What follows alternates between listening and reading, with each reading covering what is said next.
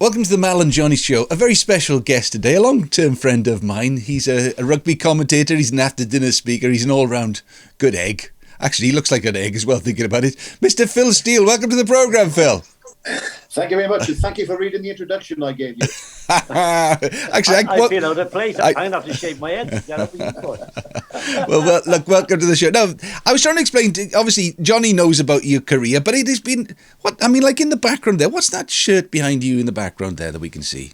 Well, that is it's a programme I did for Radio Wales called Three Feathers at 40. When I was 40 back in 2001, I did a radio programme. Steve Groves was the producer, and it was me at 40 years of age going around trying to represent Wales in something, trying to get my three feathers, because I was in one of the Wales squads in 1983, and I withdrew through injury, and they wouldn't give me my tracksuit and all my gear, even though we had to sign for it, put our sizes down and everything, and they just signed the agreement with Adidas, so it was all this lovely Adidas kit, but because I actually withdrew from the squad, they didn't give me my kit. So all those years later, for my 40th birthday, I did this programme with Steve Groves, going around trying to represent Wales or something. And after the end of the series, he presented me with that shirt. Representing Radio Wales. There we are, at least. Representing Radio Wales, yeah. So at least I represented Wales in something. Fantastic. Yeah. Okay, so right, let's go back. Do we talk about you being a rugby player or a teacher, or is it both at the same time, really? Yeah, both at the same time. Yeah, I suppose growing up, I was one of these people who always wanted to play rugby for Wales. That was my thing. Growing up in Ely and Cardiff, I grew up in a Catholic family in Ely, and I say to people I'm from the rough part of Ely. That's called Ely. It wasn't Cairo Lane, was it? Yeah, it was Cairo. Heo Leglos, 81 Heo. I know it. Fabulous upbringing, there, and we were always out in the street playing rugby and football in the winter and cricket in the summer. 20 a side on the green there with a cork ball that would break your leg if it hit you. So you never got out LBW. So and growing up in a Catholic family with the A level in guilt, and the only school trips we used to go on were guilt trips, but in that sort of type of family. But I always wanted to play rugby for Wales. I was a ball boy for Cardiff in the 1970s when you had the likes of Gareth Edwards playing, Gerald Davis, and all those. Cardiff had a fabulous team, and I suppose I did my A levels, and I ended up going to South Glamorgan Institute, as it was then, the great Cardiff College of Education, now Cardiff Met. I ended up going there to train to be a PE teacher, not because I particularly wanted to be a PE teacher, but because it was the place where everyone went if you wanted to play rugby for Wales, following those great footsteps of Gareth and JJ Williams and Roy Berger and all those great players. And so I ended up becoming a PE teacher almost by accident, really. Yeah. And how good, how good a player. I mean, I was a great player when I was younger. The older I get, the better I was. And Johnny's the same. I mean, when he moves, he still moves so well. Johnny Tudor does when he dances. I can see him on the wing. I used to play rugby in school. I was the smallest in the class. I used to get flattened. Well, I played for Glamorgan Wanderers was my first, but that was the first class club as it was in those days. You had 16 clubs that played in what was called the Whitbread Merit Table, and they were designated as first class clubs. So they would play each other in fixtures. So if you wanted to sort of get on in the game, you had to play for one of those 16 first class clubs. And of the 16, then there were like 6 or 7, your Cardiff, Newport, Ashley, Swansea, Neath, Ebervale, who were the bigger of the 16 clubs. So the Wanderers was a great club to play for, but you wouldn't play the top fixtures every week. You'd end up playing all the top sides throughout the season, but not every week. And so I played for the Wanderers, and I was a bit of an anomaly because I was a 6'3" outside half, believe it or not. And in those days, I was an outside half. Yeah, I played my first 3 games in the first team for the Wanderers while I was still in youth at outside half, and I went to college as an outside half. And in those days, like we were brought up, this is the late 70s, we were brought up on your Barry Johns, 5'10", Phil Bennett, 5'9", and all the great Cliff Morgan, all the Welsh great 10s were all of us, they were all sort of diminutive in stature. My hero, funny enough, was a guy called Lescabura from France, because he was 6'2" as a fly half. So I thought, and Jean-Pierre Mormer of France, who was also 6'2", and I thought, well, if they can do it, I can do it. But of course, in Wales, you were soon I went to college and I was soon moved to fullback then. I remember playing for outside half of the first team the one day in college, who also played all the first class clubs. We were playing South Wales Police, and I thought I'd done okay because I had a big boot on me, so I was a kicking outside half. I used to kick goals as well, and I dropped a goal, and I thought I'd done all right. And anyway, Leighton Davis, Lord rest him, the legendary college coach, he dropped me from the first team at outside half down to the thirds, not even the seconds, straight into the thirds to fullback. So not only was I changed position, but I was changed down 2 teams. And I went up to him afterwards, a very famous story. I went up to him afterwards, I said, "Excuse me, Mr. Davis, I want to know why am I in the thirds?" And he looked at me, he said, "Philip, because we haven't got a fourths."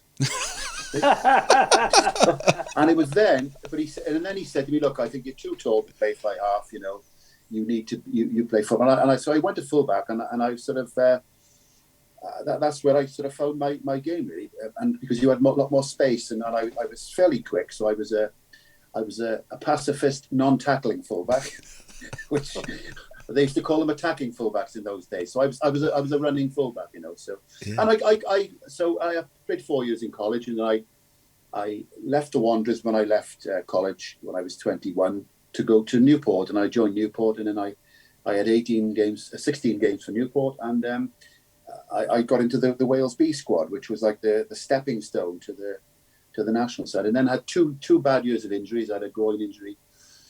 And then I had a knee injury playing against the Wanderers in the 8th minute of injury time in 1984. The 8th minute of injury time, torn my knee ligaments. And after that, now, that was when I had my first bout of clinical depression. And that really scuppered me as a player. I got back to physical fitness, but I never had the mental strength or the confidence, you'd call it, I suppose, these days, to get back to that level, Because, all of your dreams, all of your dreams, 8th minute of extra time, all of your dreams go overnight. I mean, we talk about mental, well-being these days. Back then, was it just get on with it? Well, it was, first of all, I didn't know what it was. I always thought depression was, you just a bit down in the dumps. But I was psychotic. There are a couple of types of psychotic depression you can have. You can one where you hear voices, which would be like the classic, often patients with schizophrenia would hear that voices, or you can have like hallucinations, or you can have distorted thoughts. And I had the one with distorted thoughts. The classic joke, "Doctor, I feel like a pair of curtains. Will pull yourself together. Doctor, I keep thinking I'm a dog. Will get on the couch. I'm not allowed on the couch." All those jokes, right? Yeah. All those. I understand where they come from, because I was having all these weird thoughts. One of the thoughts I had, and I was engaged to be married to Liz at the time. Then one of the thoughts I had, believe it or not, these distorting thoughts, was I was going to go be a Catholic priest. And I was thinking, I don't want to be a Catholic priest. I'm going to get married. Yeah, but you're going to all these. It's like not having control of your head. Not having control of your thoughts. Yeah. And, was it more like an anxiety? Was it, Phil? Well, like anxiety was part of it, John. Yeah, anxiety was very much part of it, and I understand where you get depression. You almost always get anxiety. But it was like the So the thoughts would you'd be battling with the thoughts in your head for days on end, and that would make you more anxious and so on. And in the end. Funny enough, when I had the thoughts of taking my own life, suicidal thoughts, they were almost like calming. They were almost sort of a way out. They didn't come with anxiety; they came as sort of most natural thing in the world to do. Luckily, I had a great, very loving family, and my fiancée Liz was very, very. She stuck with you then. She supportive and. Yeah, that must have been hard for everybody else as well as for yourself. And when you see that other people's suffering, I suppose it's almost like a vicious circle as well, isn't it? Yeah, it is. Yeah, because it's very difficult to because my dad would say, "Well, what's the matter with you? What?" And I'd say, "Dad, I think I've got these thoughts. I'm going to preach." Well, that's not going to happen. So it's like a screen between those people who are going through what they're going through and those people who are trying to help, And the only way really you can get an insight into it is, I think, to have had it yourself, Yeah. You can learn all the theory about it, but the actual feeling of what you were.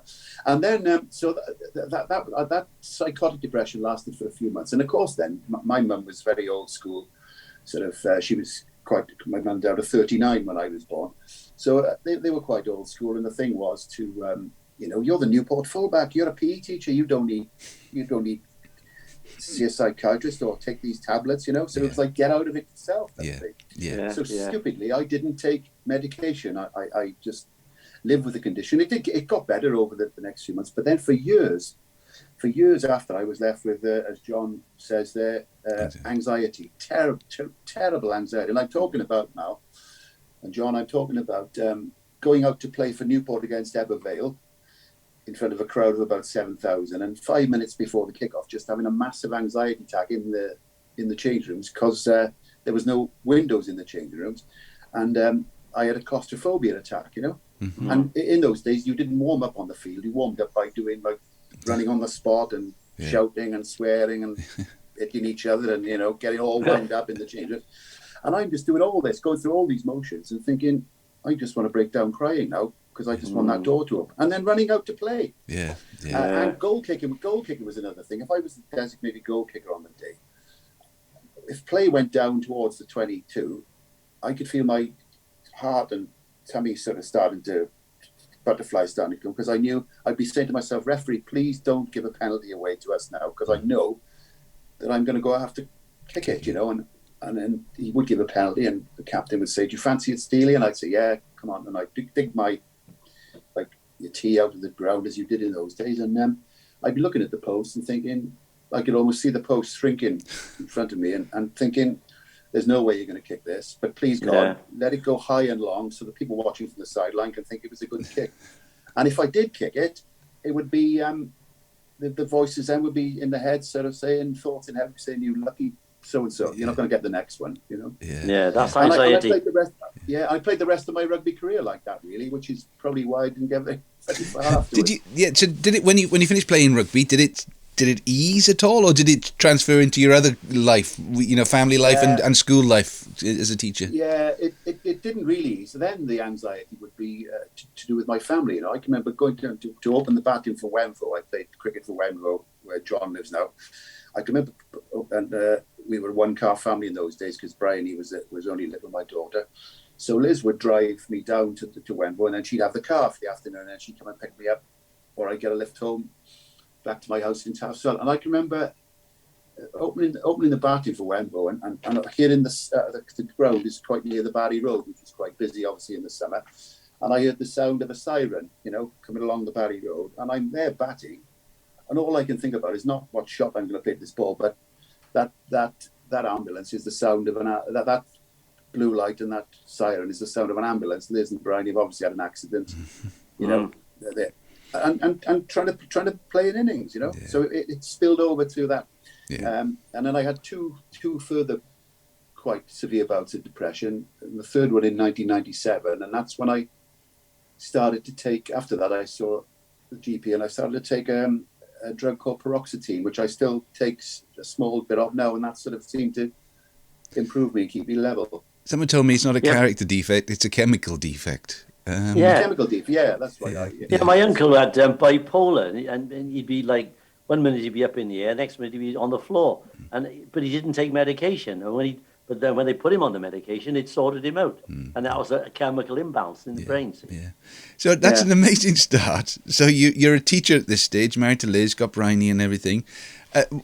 Were you singing all the way through, not singing all the way through it on the pitch, but were you always a singer and a songwriter at that time?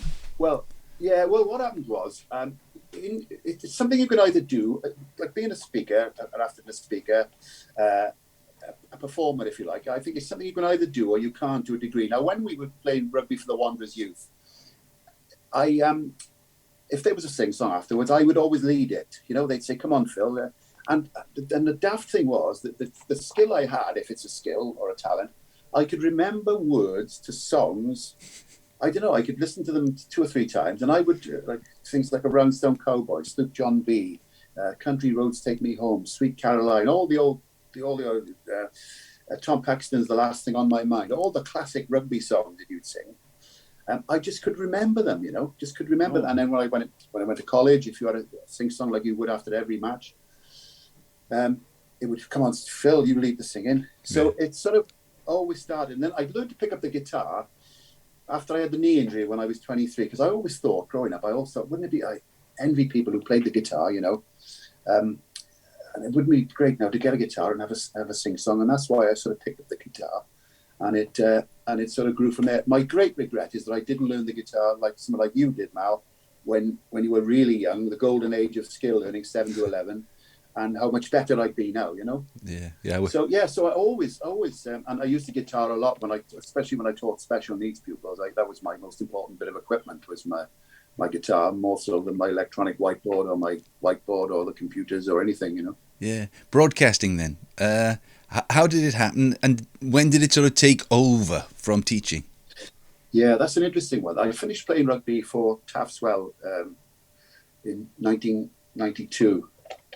I was a player coach then, and I finished at 30. And the question you said earlier about, did you miss it sort of when you finished playing? No, I was ready to retire.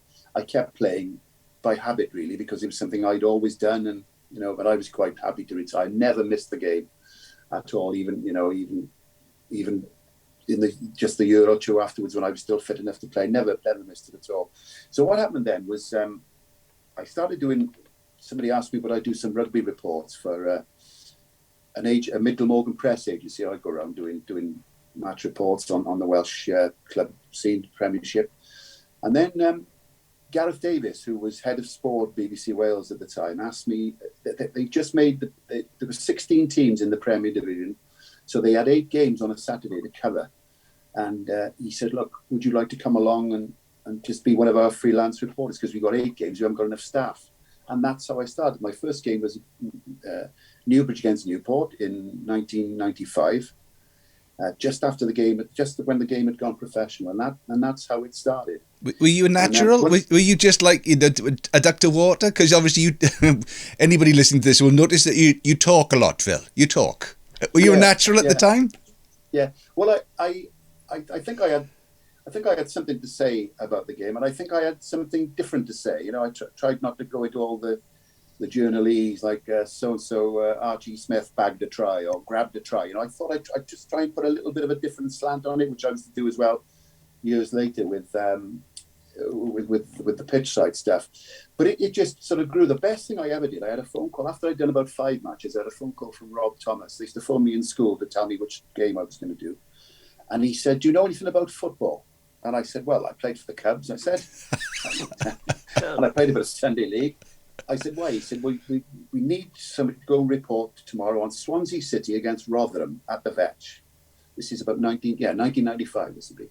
So I turn up at the Vetch. Now, in those days, at the Vetch, they had this big gantry overlooking the North Bank, Mal. You probably remember. Oh, yeah, I remember it very well. Up the ladder. You had to climb up the ladder. You had to drop a rope down from this 20-foot ladder.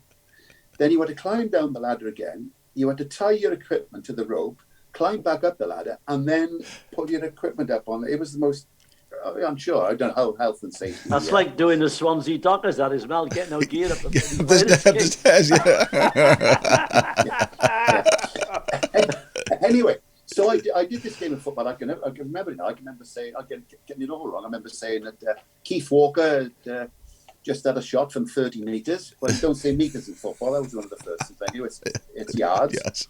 And then, but what happened was, it was a dreadful game. It was an awful game. It was like November time. It was 0-0. And Chris Stewart, who was the presenter, said to me, "Let's go back to the Vetch. Is it still 0-0?" And I said, "It's very 0-0, Chris." He said, "It's very 0-0." And then I said, "And there's 22 cans of paint," the old gag, you know, there's 22 cans of paint in the stand watching the players dry. Yeah? And they seemed to like it. Radio Wales seemed to like it. And then I got a phone call from BBC Radio Devon. Yeah. "We've been given your name as a football commentator. Can you get to Ninian Park to do Cardiff City against Exeter City in the Freight Rover, whatever it was, windscreen wiper trophy, you know?" And I did lots of football then for like local radio stations around the country. Yeah. And then in 1997, I think they cut the Premiership rugby down to 8 teams. And I did mostly football that season. Mostly football. I was doing like Caernarfon against Aberystwyth, Newtown against Caersues, you know. Yeah. But what I always say to people, it wasn't what I would have done by choice, but it kept me on the air, and you learn your craft. And what it taught me was that for that 30 seconds that your voice comes out of the box, the radio, doesn't matter what game you're doing, you're coming out of the same box as Terry Wogan. And for that 30 seconds, you are the voice of Radio Wales. And I sort of always tried to look at it like that. So it didn't matter what the game was. I'd always try and sort of treat it as if it was a big game, and sort of for that 30 seconds try and make my sort of my contribution would stand out a little bit, you know. How did you finish teaching altogether and move into broadcasting? Was that a difficult decision when those opportunities arise? Well, 2001, I've done a you might remember because you appeared on it the one day. That's the first time I met you during the World Cup in '99. Radio Wales had a program called the World Cup Experience. Do you remember that? Yeah, I do. Yeah, from the Slurping Toad pub in Cardiff. Yeah, the old library in Cardiff. Yes. And I had this thing from Rob Thomas. 2 years earlier, I'd done a song every morning on the Back Page program, which was a sporting program presented by Eddie Butler. They asked me would I do a topical song, and if I can write things, I wish I could write some of the stuff, you know, that you've written and Frank Hennessy has written and all that, but I don't seem to have it in me to write those sort of like songs with depth. But what I have got is a sense of humor, and I can write short shelf life stuff. So I bought myself a rhyming dictionary, and I did 32 weeks on this, writing a song on the Back Page for Eddie Butler. But that was recorded. I'd go in and record it after school on a Friday, so that was fine if you needed to retake. This World Cup Experience was live, and I wrote the Thursday before the Rugby World Cup kicked off. I did a live song in the Slurping Toad, and I called it "Hooray King Henry, You're Our Man." It was all about Graham Henry and a couple of humorous verses and a nice chorus, and there was a choir in the audience that night, and they all joined in. And Radio Wales quite liked it, so they said we'd like you to do 4 songs a week. 4 songs a week, 2 on a Friday, 2 on a Monday, to look ahead to what's happening on the weekend, and then reflecting on back. What's gone on the weekend, you know. So again, as a freelancer, you say yes, and then you panic. Don't you? Always say yes. You both know the Always take the gig. I'll take that gig. Take it to so and so. Yeah, and then you panic afterwards. So I did that. I was teaching full time, so I do so every spare minute in school I'd be out with the rhyming dictionary and I don't read music. So if I came up with a tune, I'd have to record it, and I soon realised that even if you come up with a tune at 3 a.m, you've got to put it down because it would be gone in the morning. Yes. The tune would be gone. Yeah. Well, for me, it would be. And there was a great incident. I'd written a song called Jenks, the greatest scorer in rugby history. It was to the tune of Lily Marley. Jenks, the greatest scorer in rugby history. You know, it was that sort of tune. And that was great because they played Samoa, and Wales were expected to beat Samoa, and Jenks would kick the points to break Michael Liner's record. So that happened. Jenks kicked the conversion. So I had this other song ready to go, all about Wales have got through to the quarterfinals. Of course, they lost to Samoa. You might remember it. I do. I was at the game. Yeah. We lost to Samoa. There were 2 interceptions, and I've got to go now. It'd be okay for you, Mal, because you write music. You could scribble it down write a couple of staves or whatever, and put a few notes. And so in between getting from the Millennium Stadium, the Millennium Stadium to the Slurping Toad, through all the crowd, by 6 o'clock, I've got to come up with another tune. So I came up with this blues tune called The Interception Blues. Don't you throw one or you lose, you know, that sort of thing. So I got away with it, but it nearly creased me. But as a result of that, Radio Wales gave me a Sunday chat show called Phil Steele's Big Easy. And it was an inconsequential chat show. It came after Dowie Griffiths' program, the great Dowie Griffiths, String of Pearls. And as you remember, Mal, Dowie Griffiths used to get massive figures. Enormous, yeah. So I was coming on the back of that, and of course, nothing to do with anything that I was doing, but I'd inherit the audience, you know. So we were getting sort of massive figures, and so Radio Wales gave me that chat show. It lasted it was recorded for the first 6 weeks, and then they wanted me to go live because the figures were good. So I did that for nearly a year, and that's when I decided that I'd go part-time in school. So I went part-time from 2001 to 3 days a week. And what happens then, of course, when you're part-time, you're more available for work, so more work sort of came in. And it came to a head then in around about 2006, 2007, where this was my week. I did Monday, Tuesday, Wednesday in school in Ystrad Mynach, in Lewis Girls' School in Ystrad Mynach, teaching the special needs, learning difficulties children. On the Wednesday, straight from school, I drove to Gatwick Airport to take a flight, overnight flight to Qatar, to speak at Qatar Rugby Club in Doha on the Thursday. Right, took the midnight flight back to Gatwick, got in about 8 o'clock in the morning. Drove to this is Friday lunchtime out. I drove to Cwmbran to speak at a cricket lunch with Robin Smith, the All England cricketer. Then I drove from there Friday evening to Nailsea and Backwell in Weston-super-Mare to do a dinner there. Then I came home. I did a match for Radio Wales on the Saturday afternoon. Then I drove down to Hampshire to do a dinner for a club called Kingsclear in Hampshire. Came back on the Sunday morning, and I did some voicing for Scrum 5 in the afternoon. I was still going back, and I was back in school on the Monday. Wow. And I said to Liz, my wife, I said, this is going to kill me, love. And she said, well, give up teaching. Yeah. And so in 2008, I went full-time as a freelancer. I was 47. Wow. So I was one of those 25 years of hard graft, overnight successes. Yeah. Do you know what? When you were saying about writing songs, who was the songwriter that said, what comes first, the lyric or the tune? He said, the phone call. That's it, I forget who said that. It was one of the famous songwriters. Yeah, I think it was Sammy Khan on the Sammy Khan, that's what it was. On the Michael Parkinson show. I always think about him. You know, so Johnny, Phil and I have known each other for quite a long time, and I remember the time when you said, will you pray for my wife, Liz, because she wasn't very well. And sadly you lost Liz. She was a beautiful lady. I have no idea what she saw in you. She was a lovely lady, and that must have been, obviously heartbreaking. How did that affect? You talked about mental health. How did that affect you? I mean, the whole thing must have been horrendous. That is the weird thing. In fact, I remember the first person I saw when I turned up in the funeral car at St. Tylo's Roman Catholic Church to Liz's funeral. You were the first person I saw. You had your cap on, your grey your overcoat, and you had your grey cap on, and you were the first person and I remember thinking, wow, this is going to be a big turnout. How did that affect me? Well, the thing was, it was so quick. It was I'd gone off to cover the Wales game against Canada in May 2009, and when I left, Liz had a headache and was feeling a bit sick, and but Liz said, just go off to the game. And I was only gone 3 days to Canada, came back and she was no better. We took her to 2 out of hours doctors, and they both said, oh, it sounds like a migraine, and anyway, I took her back to the GP then, because I knew something was up, and the GP said,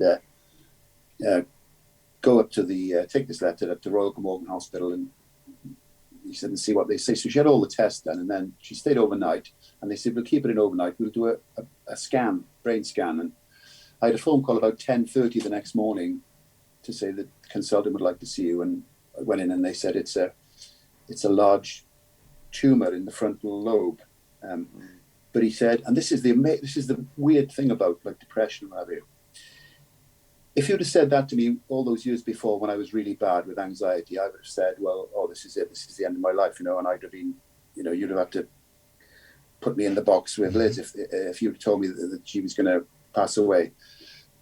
But he said there are parts of the appearance of the tumour suggest that it might be benign, and they might be able to remove it. So we'll send you to the East. Well, as soon as I heard benign, I was like the strongest I've ever been. I thought, right, we'll deal with. I was the most logical, I was well then, but I'd been well for quite a few years.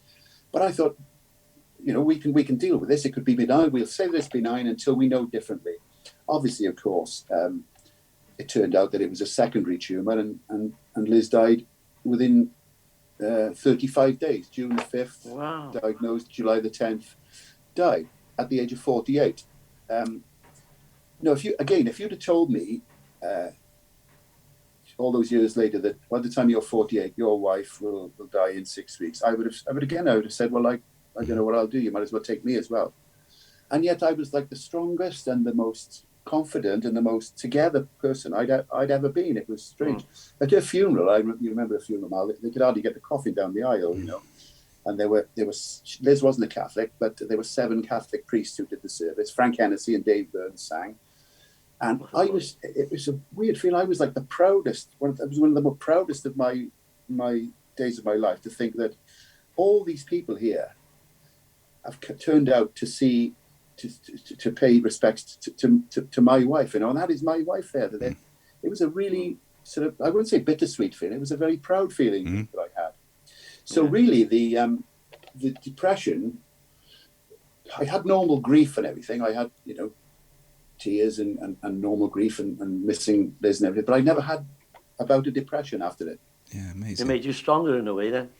Yeah, I think so, John. I obviously I went up a little bit on my medication just as like a preemptor, just to sort of head it off at the past type of thing. But in terms of, you know, having depression or whatever, I didn't, which is, it doesn't make sense really, does it? It's funny how maybe life prepares you for future events. Anyway, you've come through it, not forgetting Liz, of course, and you've got a lovely daughter, Bryony, who I've met as well, and she's doing you proud. Obviously takes after her mum rather than you. She's a solicitor in Winchester. She's a big Billy Joel fan. Right? Massive Billy Joel fan. There we are. A woman of great taste.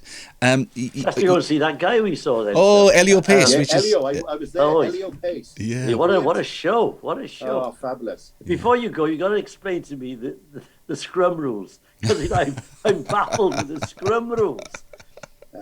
That makes 2 of us. They change them every 5 minutes. Oh gosh, yeah. Well, is he pulling him down? Is he falling down? You know, you've come through all that. You still don't understand the scrum rules, but you still commentated. Yeah, you've been on Scrum 5. You're doing different things. Life keeps on changing. You found happiness again, Phil. I did. Yeah, I was very lucky. And this was, I wouldn't say I know you're quite religious, Mal. I wouldn't say I'm a Catholic these days. I don't go to mass. I don't practice the Catholic faith and the discipline of it. But I've still definitely got a belief that there's something, you know. And I sort of would say a Christian prayer, because that's my sort of background. And I definitely believe that how I met Kate is somebody up there is looking after me, because this happened Christmas 2011, and the way it happened was I was in town with an old college mate of mine for a Christmas drink, and we'd gone into this bar in town, and I'd seen this girl with blonde hair, and I'd seen this girl with a smile that I'd never seen before, this wonderful smile. And my mate said, "Come on," he said, "let's go and have a Clark's pie and chips." He said, "I'm starving." So we went into Clark's pie and chips. Kate, and then he said to me, he said, "I tell you what, let's go back in that bar and have one more." He said, "Because I don't want to go. He was getting divorced. I don't want to go back to my flat down the bay Christmas time on my own." So I said, "I'll have another one." Anyway, he went back into the bar. The girl with blonde hair comes running up to me. She says, "Oh, Phil, lovely to see you." And I didn't recognise it at first. I thought she was like a Scrum 5 watcher, you know. Yeah. And she said, "You don't remember me? My name's Helen." She said, "I'm big friends with Vicky." Now, Vicky, this Helen's friend, was the daughter of Liz's best friend from work, a lady called Suzanne. And in fact, when this Vicky got married, this Helen was on our table. And then she told me that story, and it started to come back to me. And I said to her, "Who is your friend there? Does she ever stop smiling?" And she said, "That's Kate. Come and meet her." Well, this is absolutely true, Mal. It's in my book. And I wouldn't recommend this as a chat-up line, but it worked for me. Right? We were there, and I said to her, "Kate, where are you from?" And she said, "I live in Pencoed, but I'm from Pembrokeshire." And I said to her straight up, I said, "I know Pembrokeshire so well." I said, "The ashes of my late wife are scattered off the point in Little Haven." Right? That was my absolute words. Just because you know what I'm like, Mal, I'm very honest and open. And anyway, then I invited her to go to a do 2 days later, a Christmas do in Lalliston. My great friend Kevin Hopkins, who's a former Whites captain, former Wales centre, and his wife Gail, were putting on a do in the Great House in Lalliston for all their friends in Lalliston. And they'd asked me a couple of weeks before, would I speak? And I said, "Yeah, I'll get up and do 20 minutes. I said, "I'll bring the guitar," and I said, "I'll do a Christmas song." So when I asked Kate when I phoned her to ask did she want to come out to that do. I said to her, there's only two things you need to know, Kate. She said, what are they?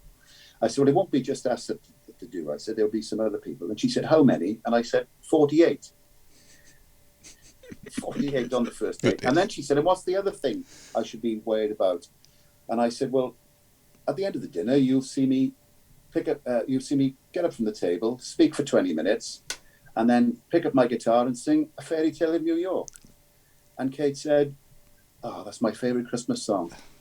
And that was, and I knew within about a fortnight that I'd be marrying Kate if she'd marry me. We're nearly out of time. It's been a real joy. Who's going to win on Saturday? Who's going to win? Well, that's a good question. That John, Wales are not favourites by any means. They picked the side today. A couple of changes. John Davis is in the centre, and they picked Seb Davis at the blind side, and Josh Navidi straight back in. Oh, good. And I could see a way that Wales could win, but I don't think they will. I mean, if they get off to a good start, Dan Biggar kicks a few penalties, the crowd gets behind them, and France make a few errors, Wales could win, but I don't think they will. I think this French side is as good as French side. And Antoine Dupont is one of the, I think, we look back and tell our grandchildren about him, one of the all-time greats. So I fear that it'll be France by 10 to 15. All right. Fingers crossed they play like they did the second half. That's right, yeah, that's the one. That's great. You mentioned your book. How do people get hold of your book, Phil? It's available from the publisher, St. David's Press, and it's also available on Amazon. It's Nerves of Steele. Yeah, it's about my life story. My next book is going to be all about reverse psychology, so don't buy it. Lovely. I love it. Johnny, I think on behalf of both of us, it's been one of the most fascinating podcasts we've done. I know we haven't actually said very much, me and you, Johnny, this time, but well, no, it's interesting listening to Phil. Lovely listening to Phil. Phil, you know how much I think about you. Yeah, you're a good man. So it's goodbye from Phil, it's goodbye from Johnny, and it's goodbye from me. Goodbye, everybody. Goodbye.